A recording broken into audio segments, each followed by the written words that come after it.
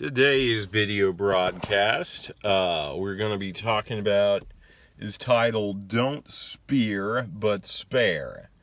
And I'm going to be reading from 1 Samuel 26, 7 through 12.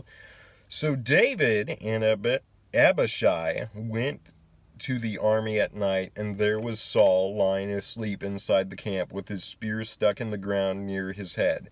Abner and the soldiers were lying around him. Abishai said to David,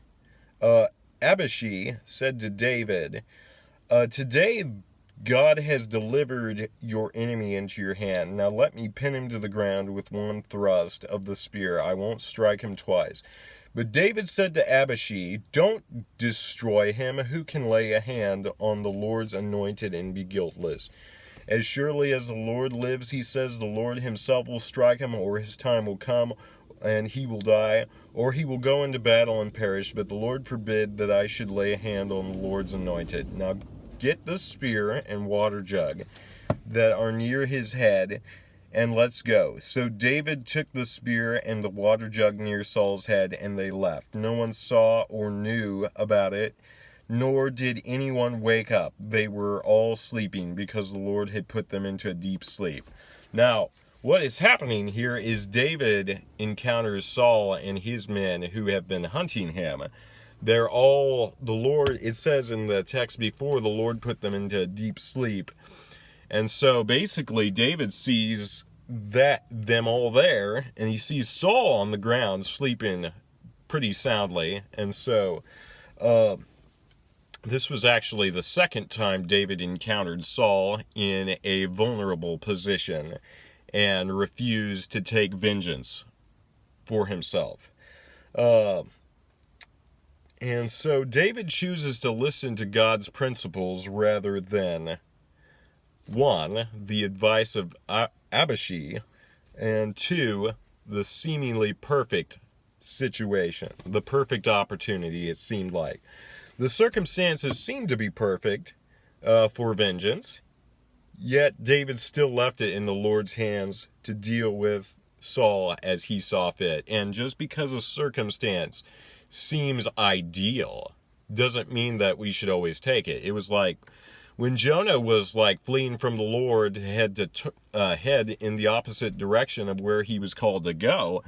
There seemed to be an opportunity for him to just get on a ship and sail away, but we saw that wasn't an open door from the Lord. The Lord's not going to open a door and make a situation or give us a course of action that will violate his word. When we encounter an open door in life, we ought to make sure that it's not something that would contradict biblical principle or something that God has outright said we shouldn't do. So that's one thing we can learn about that. David himself says the Lord will strike him, or his time will come, and he will die, or he will go into battle and perish. But the Lord forbid that I should lay a hand on the Lord's anointed. And David knew God had a variety of ways to deliver him from his enemy.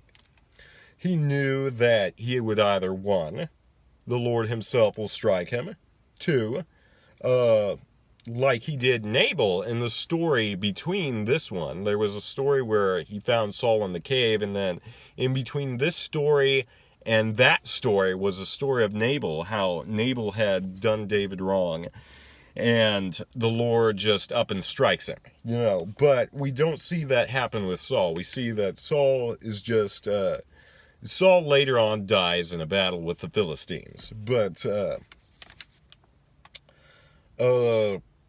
so, two, the other possibility was Saul would die naturally, just of natural causes, or three, be slain in battle. David knew that it was not his place to kill Saul or avenge himself. So it truly boiled down to him trusting the Lord who had promised he would be the next king. And David knew that in order for that to happen, Saul had to be out of the way. However, David did not let revenge stain him with blood guilt. Even though he would then finally be king, he knew that God would not hold him guiltless for doing such a thing and shedding Saul's blood. And so, So David didn't take matters into his own hands to accomplish what the Lord had promised. So often we may feel like God has something for our lives. We may feel like God has said something about our future.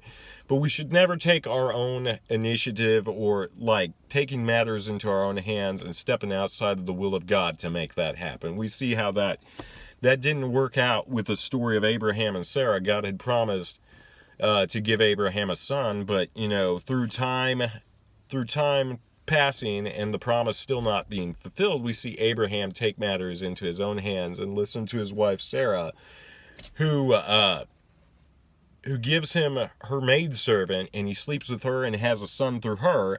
But that still was not the Lord's will that should have happened, and it caused problems later down the road. So we must choose to let God accomplish what he said rather than us taking things into our own hands and stepping outside of his will to make that happen. And we can see 1 Peter 5, 6 through 7 says, "Humble yourselves therefore under God's mighty hand, so that he may lift you up in due time. Cast all your anxiety on him because he cares for you." Because there's a time in between the fulfillment of what God says he will do and what we call the meantime. They don't call it the meantime for nothing. Sometimes we must wait a little while before God gives us some sort of deliverance or solution to a problem. And the prescription for that, in the meantime, we should be casting all our anxieties on him, for he cares for us. And that's where we can find peace and joy in the midst of waiting in an unpleasant situation. So God eventually often comes through with a solution, but in that meantime, we don't have to just sit there and suffer and try to be anxious and figure out what to do. We don't have to fret in those moments. We can cast our anxiety on the Lord, and he will give us his peace, and that way we can have the peace and joy we need to while we're waiting on God to create a solution to a particular problem that we're faced with. So, hope you found this message encouraging. God bless.